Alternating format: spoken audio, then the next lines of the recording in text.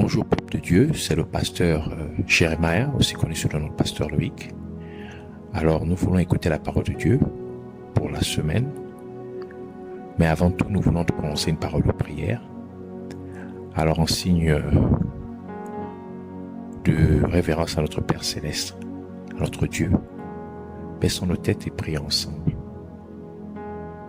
Père éternel, Dieu de gloire, Dieu de merveille, Dieu tout-puissant, Dieu amour, Dieu de bonté, toi le seul et véritable Dieu, toi qui ne changes pas, toi qui règnes au-dessus de toutes choses. Nous te disons merci. Nous te disons merci pour cette nouvelle opportunité que tu nous donnes de pouvoir nous recueillir dans ta présence.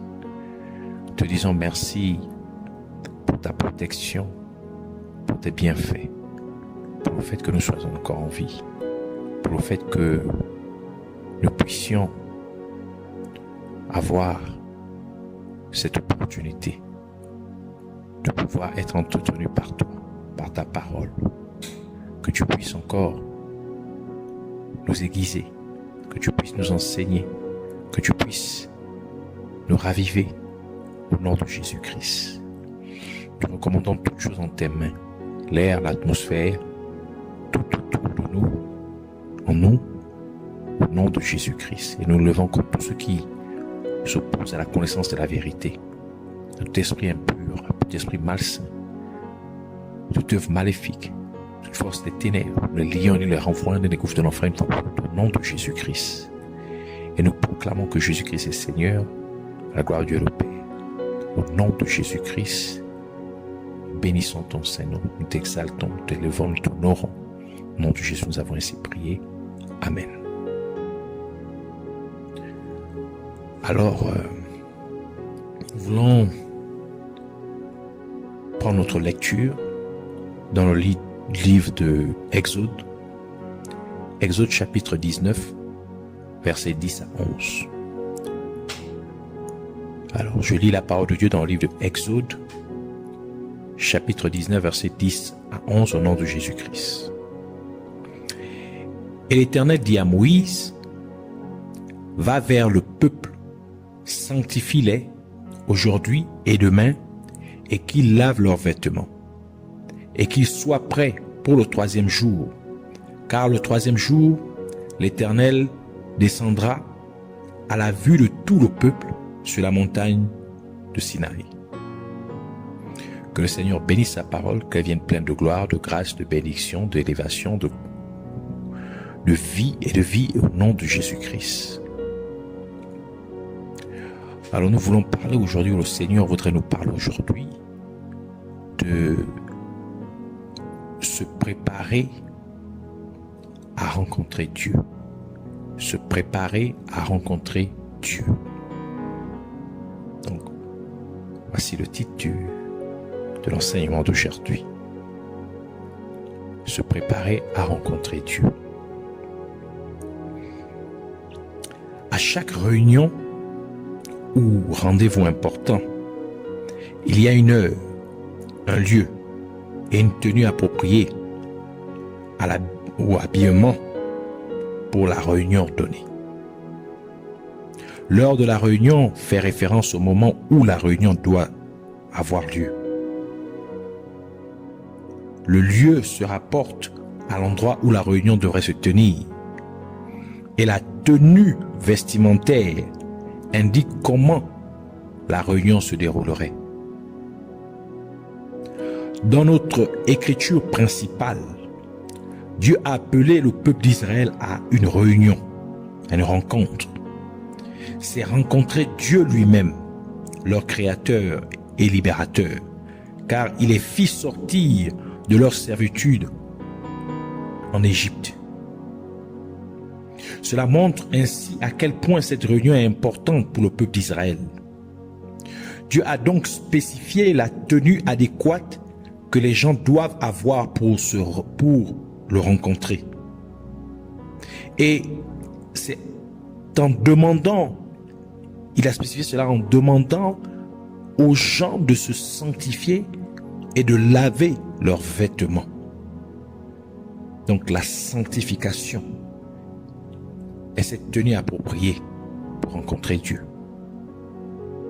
Dieu a également mentionné où il rencontrera le peuple d'Israël, qui est, c'est-à-dire sur le mont Sinaï. Donc c'est ça, le lieu de la rencontre. Et Dieu a également précisé quand la réunion aura lieu. Et cela devrait être le 3e jour. Donc le temps de la rencontre est le 3e jour.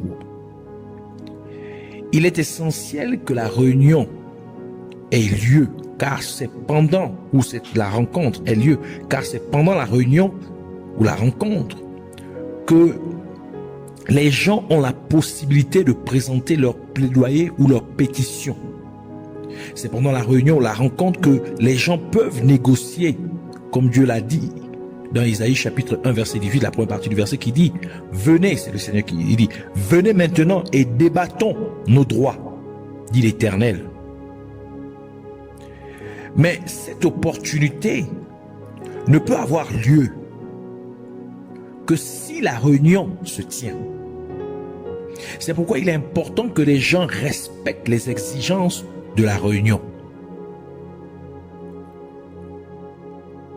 La tenue, nous allons premièrement parler de la tenue de la réunion ou de la rencontre, qui est la sanctification, le lavage des vêtements. Dieu nous demande de nous revêtir de la sanctification, car Dieu lui-même est saint, comme il a déclaré dans 1 Pierre, comme il est déclaré dans 1 Pierre chapitre 1 verset 16. Selon qu'il est écrit, soyez saints, car je suis saint. C'est la condition ultime pour rencontrer Dieu. D'où la parole de Dieu dit dans Hébreux chapitre 12 verset 14 qui dit recherchez la paix avec tout le monde et la sanctification, sans laquelle personne ne verra le Seigneur.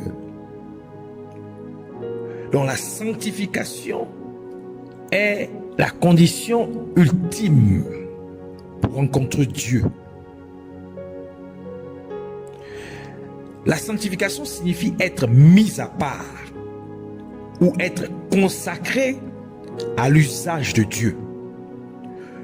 Cela signifie aussi être libre du péché, c'est-à-dire être purifié de toute iniquité.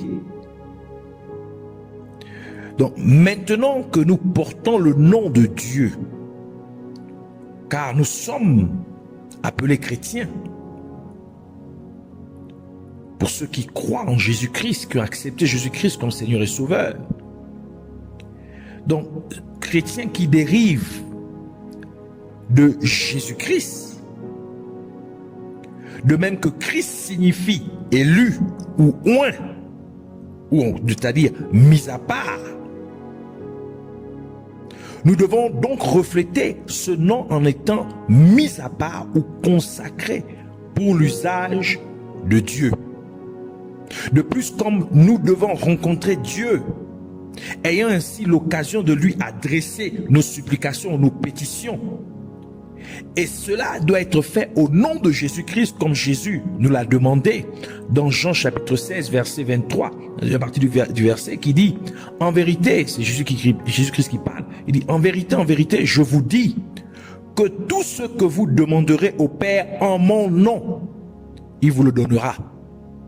Donc pendant cette rencontre avec Dieu, lorsque nous présentons nos pétitions à Dieu, c'est au nom de Jésus-Christ que cela doit être fait. Et la parole de Dieu dit que le nom de Dieu est saint. Psaume 99 verset 3 à 4 qui dit qu'on célèbre son grand et redoutable, qu'on célèbre son nom grand et redoutable, car il est saint. La première partie du verset. Luc chapitre 1 verset 49 dit car le Tout-Puissant m'a fait de grandes choses, son nom est saint. Ainsi, parce que nous portons le nom de Dieu, étant appelés chrétiens, et parce que nous devons adresser nos requêtes à Dieu le Père au nom de Jésus-Christ, sachant que le nom du Seigneur est saint. Ainsi, la parole de Dieu nous demande de nous éloigner de l'iniquité. 2 Timothée chapitre 2 verset 19 à 22 qui dit: toutefois, le fondement de Dieu demeure ferme, ayant ce sceau. Le Seigneur connaît ceux qui sont siens. Et quiconque invoque le nom de Christ, qui se retire de l'iniquité. Dans une grande maison, il n'y a pas seulement des vaisseaux d'or et d'argent, mais il y en a aussi de bois et de terre. Les uns sont pour des usages honorables et les autres pour des usages vils. Si quelqu'un donc se conserve pur à l'égard de ces choses-là, il sera un vaisseau honorable, sanctifié, propre au service du Seigneur et préparé pour toutes sortes de bonnes œuvres. Fuis aussi les désirs de la jeunesse et recherche la justice, la foi, la charité et la paix avec ceux qui invoquent le Seigneur d'un cœur pur. Et ce processus de sanctification se produit lorsque nous croyons en la parole de Dieu et lorsque nous sommes remplis de l'Esprit de Dieu. 2 Thessaloniciens chapitre 2 verset 13 qui dit: mais nous, mes frères bien-aimés du Seigneur, nous devons rendre de continuelles actions de grâce à Dieu à cause de vous, de ce qu'il vous a choisi dès le commencement, c'est-à-dire mis à part, pour vous donner le salut par la sanctification de l'Esprit, ici on parle de l'Esprit Saint, et par la foi en la vérité. Nous savons que la vérité, c'est la parole de Dieu. D'où l'apôtre Pierre a déclaré dans 1 Pierre chapitre 1 verset 2 qui dit: qui sont élus selon la prescience de Dieu le Père, pour être sanctifiés par l'Esprit, pour obéir à Jésus-Christ et pour avoir part à l'aspersion de son sang. Que là et la paix vous soient multipliées. Ainsi, lorsque nous recevons la parole de Dieu, c'est-à-dire lorsque nous croyons en la parole de Dieu, nous vivons maintenant selon elle, en obéissant à ce que Dieu dit. Nous mettons ainsi à part, parce que nous ne vivons maintenant plus pour plaire. Nous vivons maintenant pour plaire à Dieu et non à nous-mêmes ou au monde.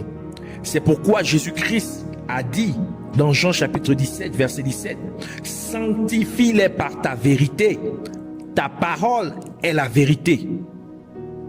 Et parce que l'Esprit de Dieu est Dieu lui-même, et parce que Dieu et sa parole sont un, ainsi quand nous vivons par la parole de Dieu, nous sommes en fait conduits par le Saint-Esprit, c'est-à-dire l'Esprit de Dieu, car l'Esprit de Dieu habite à l'intérieur du croyant, c'est-à-dire du chrétien, comme le déclare la parole de Dieu dans 1 Corinthiens chapitre 3 verset 16 qui dit: ne savez-vous pas que vous êtes le temple de Dieu et que l'Esprit de Dieu habite en vous?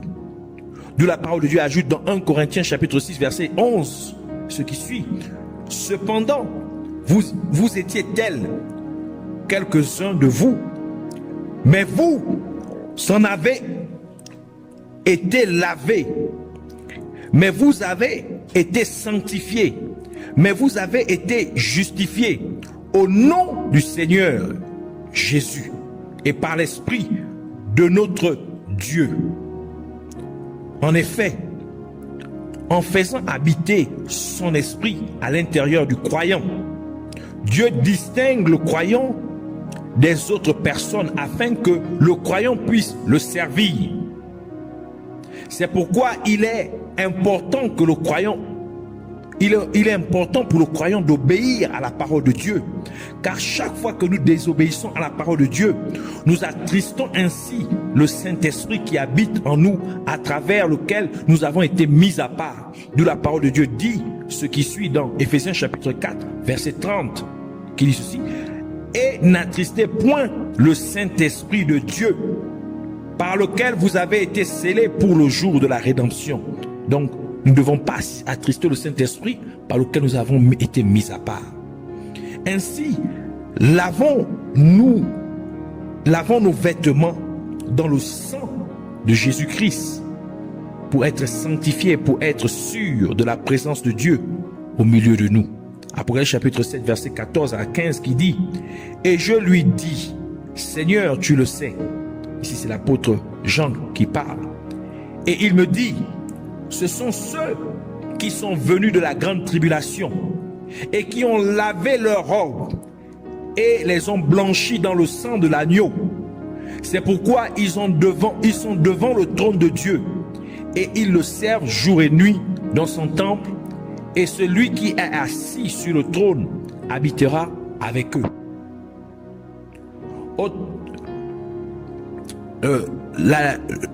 L'autre caractéristique de la réunion ou la rencontre est le lieu de la rencontre, qui est le mont Sinaï.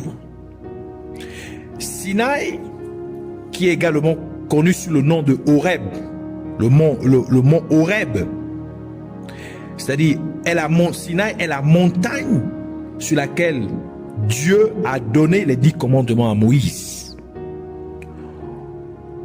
On pense que Horeb signifie en fait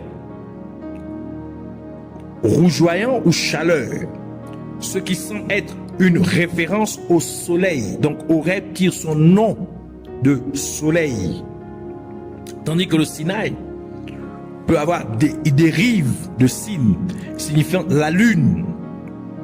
Et ainsi, le Sinaï et Horeb seraient les montagnes de la lune et du soleil respectivement.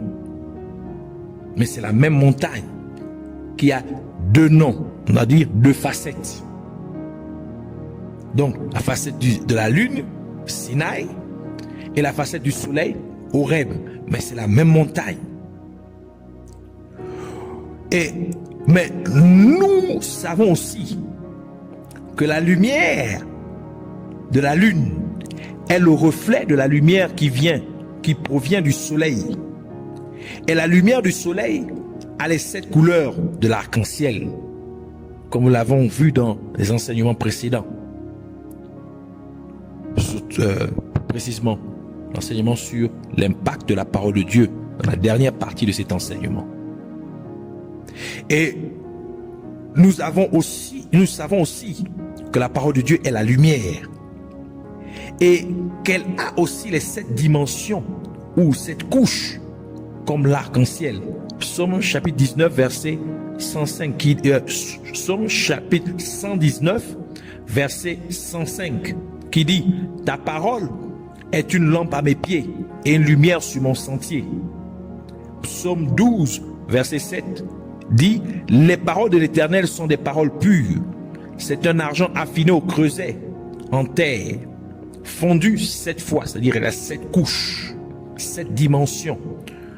Donc pour dire que la parole de Dieu est en effet la lumière. Et nous voyons que la lumière du soleil a ces 7 dimensions de l'arc-en-ciel, comme la parole de Dieu aussi a ces 7 dimensions. Ainsi, Horeb, qui signifie soleil, est une représentation de la lumière de la parole de Dieu. C'est pourquoi Dieu a donné les 10 commandements à Moïse sur le mont Sinaï, car Sinaï signifie lune.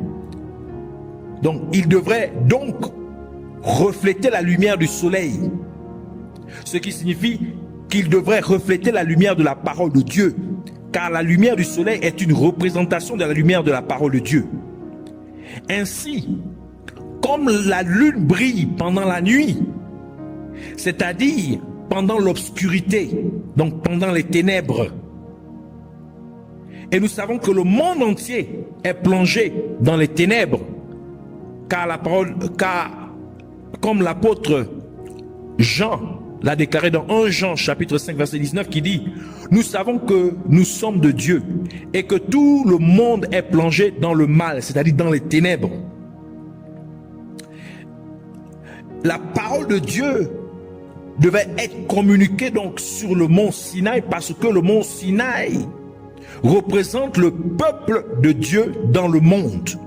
Et parce que le monde est dans les ténèbres, nous avons donc besoin de la lumière de la parole de Dieu pour pouvoir voyager ou traverser le monde vers notre habitation céleste. C'est-à-dire voyager à travers le monde vers notre habitation céleste, vers notre demeure céleste. Comme Galates chapitre 4 verset 22 à 31 dit: car il est écrit qu'Abraham eut 2 fils, l'un d'une esclave et l'autre de sa femme qui était libre. Mais celui qui eut de l'esclave naquit selon la chair, c'est-à-dire les désirs charnels. Et celui qui eut de celle qui était libre naquit en vertu de la promesse. Cela doit s'entendre allégoriquement, car ces femmes sont 2 alliances, l'une du mont Sinaï, qui ne met au monde que des esclaves, et c'est Agar. Agar, nous savons que c'était la servante ou l'esclave de Sarah, la femme d'Abraham. Et Sarah a donné Agar à Abraham quand elle n'arrivait pas à faire d'enfant. Donc elle a donné Agar à Abraham pour qu'Abraham puisse avoir un enfant par elle. C'est de cette relation qu'est né Ishmaël. Donc, car Agar signifie Sinaï, qui est une montagne d'Arabie, et elle a du rapport avec la Jérusalem d'à présent, qui est esclave avec ses enfants. Mais la Jérusalem d'en haut est libre, et c'est elle qui est la mère de nous tous, car il est écrit: réjouis-toi stérile, toi qui n'enfantais point, comme de même que Sarah était stérile, elle n'enfantait point. Il dit: efforce-toi et pousse des cris, toi qui n'avais point été en travail d'enfant, car celle qui était délaissée aura beaucoup plus d'enfants que celle qui avait un mari. Pour nous, mes frères, nous sommes les enfants de la promesse, de même qu'Isaac. Donc, même qu'Isaac, Dieu a promis Isaac de donner à Abraham un fils par Sarah, et Sarah finit par enfanter Isaac. Mais comme alors celui qui était né selon la chair persécutait celui qui était né selon l'esprit, c'est-à-dire l'esprit de Dieu, il en est de même maintenant. Mais que dit l'Écriture? Chasse l'esclave et son fils, car le fils de l'esclave ne sera point héritier avec le fils de la femme libre.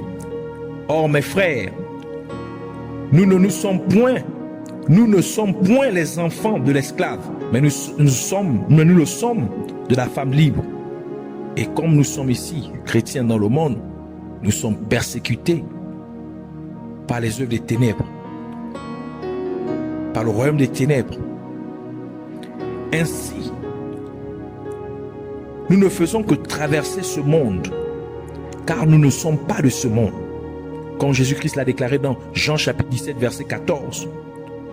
Je leur ai donné ta parole, et le monde les a haïs, parce qu'ils ne sont pas du monde, comme je ne suis pas du monde. Mais une fois que nous serons dans notre demeure céleste, maintenant toutes ces représentations disparaîtront, car Dieu lui-même sera notre vraie lumière, comme le dit Apocalypse chapitre 21 verset 23 qui dit: et la ville, parlons ici de la nouvelle Jérusalem, la Jérusalem céleste, il dit, et la ville n'a besoin ni de soleil, ni de la lune, ni de lune pour l'éclairer, car la gloire de Dieu l'éclaire, et l'agneau est son flambeau. Apocalypse chapitre 22 verset 5 ajoute, et toujours parlant de la nouvelle Jérusalem, c'est-à-dire à Jérusalem céleste, il n'y aura plus là de nuit et ils n'auront point besoin de lampe, ni de la lumière du soleil, parce que le Seigneur Dieu les éclairera et ils régneront au siècle des siècles. Par conséquent, lorsque Dieu dit à Moïse, lorsque Dieu a dit à Moïse qu'il rencontrera le peuple d'Israël sur le mont Sinaï, Dieu nous dit qu'il nous rencontrera dans ce monde pour nous donner ses instructions, comme il a donné au peuple d'Israël les 10 commandements. Et le même Dieu qui a rencontré Moïse sur le mont Horeb, c'est-à-dire le mont Sinaï aussi, au travers du buisson ardent, et Dieu lui donna des signes à faire en Égypte. De même, Dieu nous rencontre et nous donne aussi des signes à faire dans ce monde. Exode chapitre 3, verset 1 à 5 qui dit: Or Moïse paissait le troupeau de Jéthro, son beau-père, sacrificateur de Madian. Et il mena le troupeau derrière le désert et vint à la montagne de Dieu, à Horeb. Et l'ange de l'Éternel lui apparut dans une flamme de feu du milieu d'un buisson. Et il regarda, et voici, le buisson était en fait en feu. Le buisson était tout en feu. Mais le buisson ne se consumait point.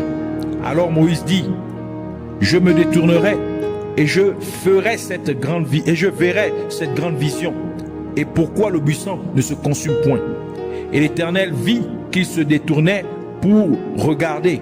Et Dieu l'appela du milieu du buisson et dit: Moïse, Moïse. Et il répondit: me voici. Et Dieu dit: n'approche point d'ici, ôte tes souliers de tes pieds, car le lieu où tu te tiens est une terre sainte. Et nous voulons parler de la dernière caractéristique de la rencontre ou de la réunion